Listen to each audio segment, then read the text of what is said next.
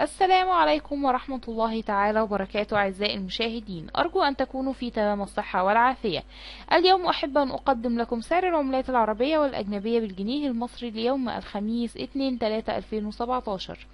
أولا العملات العربية: الريال السعودي 4 جنيه 31 قرش، الدرهم الإماراتي 4 جنيه و40 قرش، الجنيه السوداني 2 جنيه 52 قرش، الدينار الجزائري 14 قرش، الدينار البحريني 43 جنيه و20 قرش، الدينار العراقي 13 من 1000 جنيه، الدينار الأردني 22 جنيه 91 قرش، الدينار الكويتي 53 جنيه، الليرة اللبنانية 10 من 1000 جنيه، الدينار الليبي 11 جنيه 56 قرش، الدرهم المغربي 1 جنيه و59 قرش، الليرة السورية 75 من 1000 جنيه مصري، الريال العماني 41 جنيه 95 قرش، الريال القطري 4 جنيه 44 قرش، الدينار التونسي 6 جنيه 99 قرش، الريال اليمني 64 من 1000 جنيه مصري، الفرنك الجيبوتي 90 من 1000 جنيه مصري.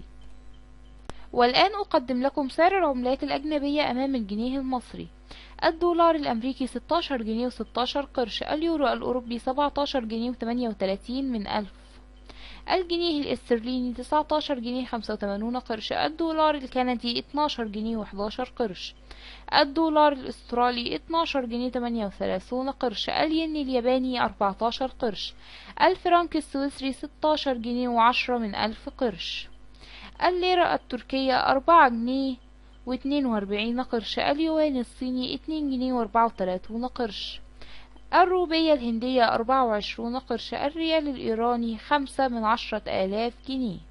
وهنا ينتهي الفيديو، وشكرا لكم على حسن استماعكم، رجاء أن تدعمونا بالاشتراك في القناة والإعجاب بالفيديو لكي يصلكم كل جديد. والسلام عليكم ورحمة الله تعالى وبركاته.